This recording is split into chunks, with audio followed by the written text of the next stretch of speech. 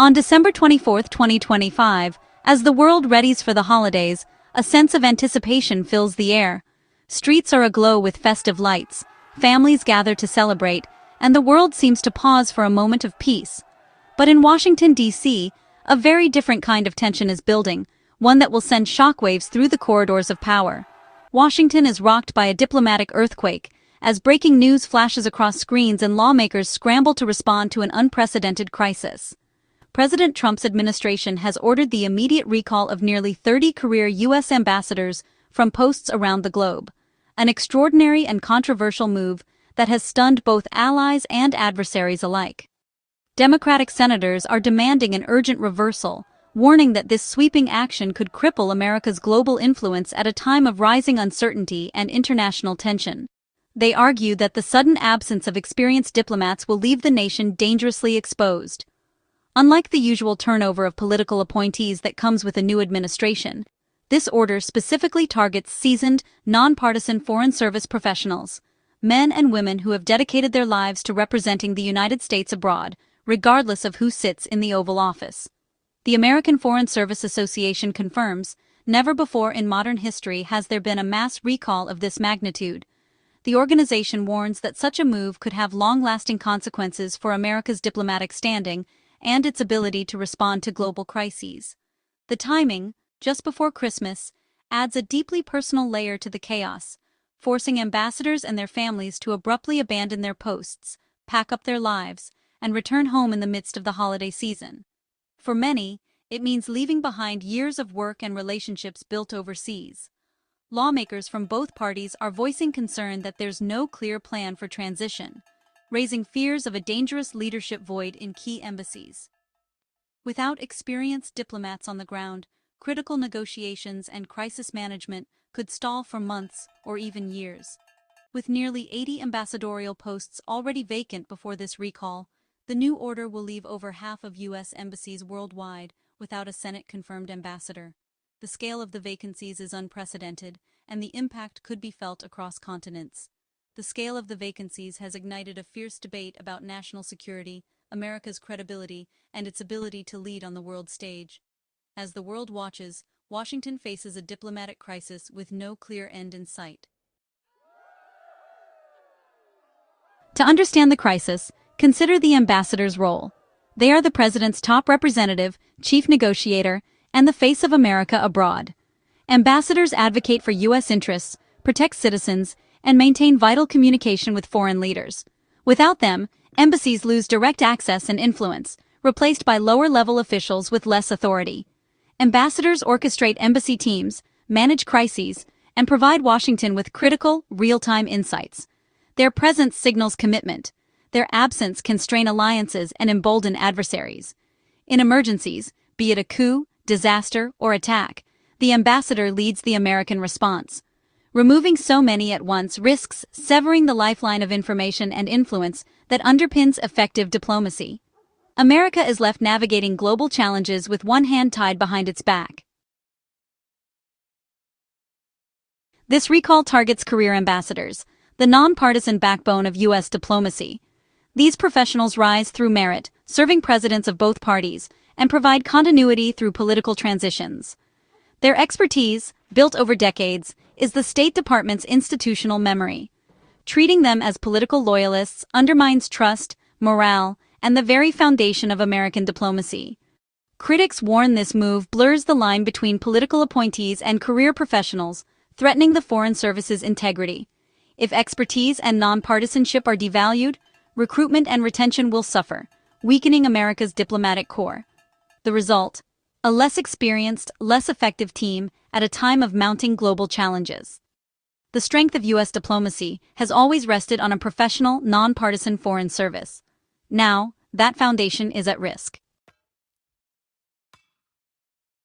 Democratic senators on the Foreign Relations Committee have responded with alarm, calling the recall reckless and dangerous. Their reaction was swift and pointed, reflecting deep unease about the administration's approach to global diplomacy. Many on Capitol Hill see this move as not just a bureaucratic shakeup, but a decision with far-reaching consequences for America's standing in the world. In a strongly worded letter to President Trump, the senators warn of a massive leadership vacuum, leaving over half of U.S. embassies without ambassadors at a critical time. They stress that these vacancies could cripple America's ability to respond to international crises, negotiate agreements, and protect its interests abroad. The senators argue that this self-imposed weakness will be quickly exploited by rivals like China and Russia, who maintain full diplomatic teams and are eager to expand their influence.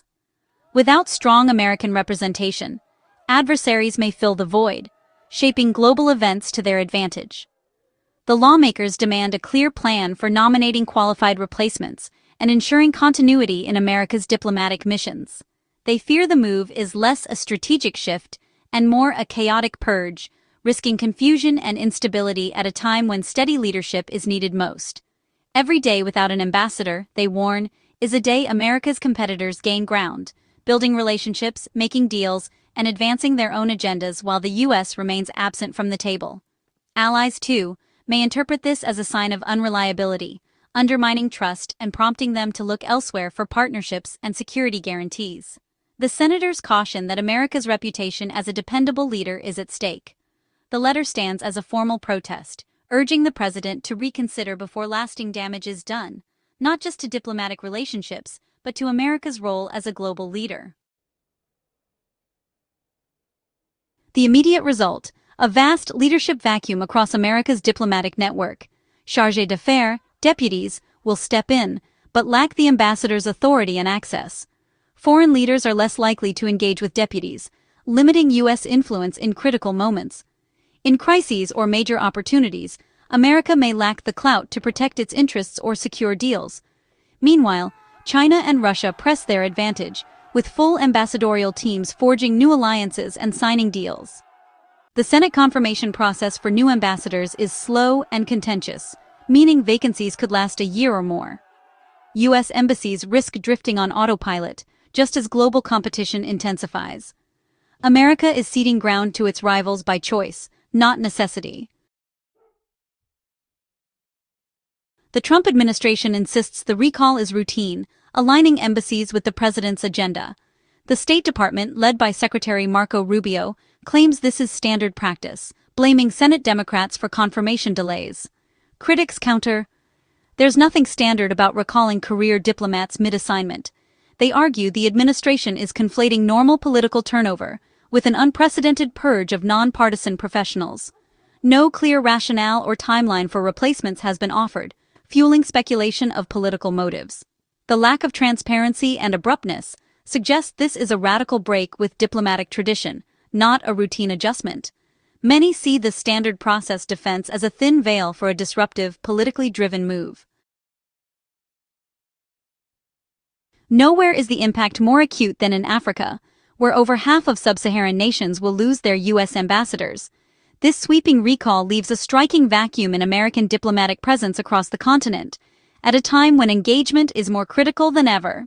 For many African countries, the U.S. ambassador is not just a figurehead, but a vital link to Washington, someone who can advocate for local priorities, facilitate aid, and help resolve crises as they arise. The State Department's Africa Bureau is itself in transition, with key leadership posts vacant. This leadership gap means fewer experienced hands to guide policy, respond to emergencies, or maintain the relationships that underpin U.S. influence in the region. The absence of steady leadership can slow down decision-making and leave African partners uncertain about America's intentions. The administration's pivot to trade and investment in Africa requires on-the-ground follow-up, now jeopardized by the recall. Without ambassadors, American businesses and investors lose a crucial advocate who can help navigate local regulations, build trust, and open doors.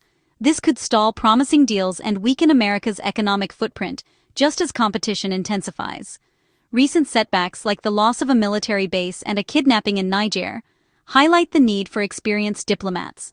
These incidents underscore how fragile security can be, and how quickly situations can spiral without skilled negotiators and crisis managers on the ground to coordinate with local authorities and protect American interests. Peace deals are unraveling, and security cooperation is at risk without ambassadors to manage complex local dynamics. In regions where violence can flare with little warning, the absence of U.S. diplomats makes it harder to mediate disputes, support peacekeeping, or prevent conflicts from escalating. Meanwhile, China's ambassadors are steadily deepening ties, building infrastructure, and securing resources. With a consistent diplomatic presence, China is able to offer quick decisions, sign major deals, and present itself as a reliable partner, filling the gap left by the U.S. withdrawal. The recall from key posts like Nigeria and Rwanda clears the field for China, signaling to African leaders that America is an inconsistent partner. This perception could have long-term consequences, as African governments may turn to Beijing for support, investment, and security cooperation, further eroding U.S. influence. The diplomatic void is one Beijing is eager to fill, and every day without U.S. ambassadors on the ground, China's influence grows stronger across the continent. Concern isn't limited to politicians. Former diplomats and experts from both parties are sounding the alarm. Cameron Hudson calls the move a self-inflicted wound to U.S. foreign policy. Tibor Nagy warns that effective diplomacy requires Senate-confirmed leadership in Washington and abroad. Without experienced ambassadors, American policy becomes reactive and less effective. Diplomacy is built on trust and relationships, assets destroyed when professionals are dismissed mid-assignment. The consensus president set policy, but it's best executed by a professional, non-partisan core. Hollowing out the State Department weakens America's ability to advance its interests. The fear: this isn't just a personnel change, but a rejection of professional diplomacy itself.